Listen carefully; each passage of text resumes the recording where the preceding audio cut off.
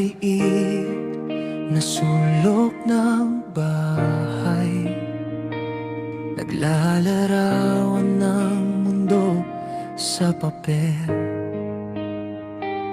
Mga bituin na tila abot kamay, ngunit layo pa ng landas na tinatahak.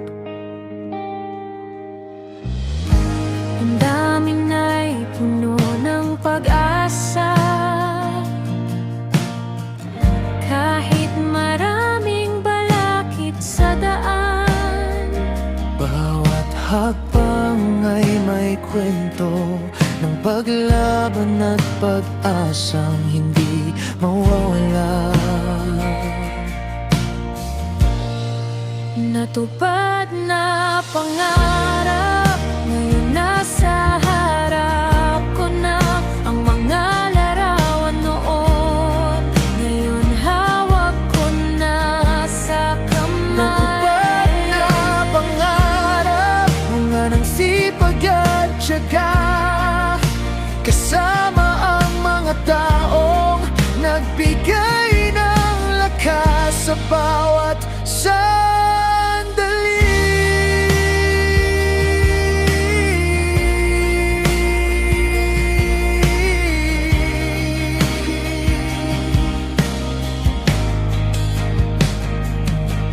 mga luha ng pagod at hirap, ngayon naging mga alaalang mahalaga.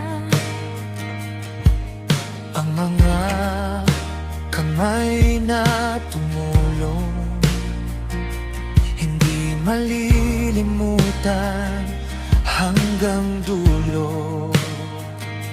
Mula sa mga pangarap na payapang natutulog, hanggang sa mga sandaling buhay na buhay. Bawat segundo ay espesyal, dahil ngayon narating na ang dulo ng landas.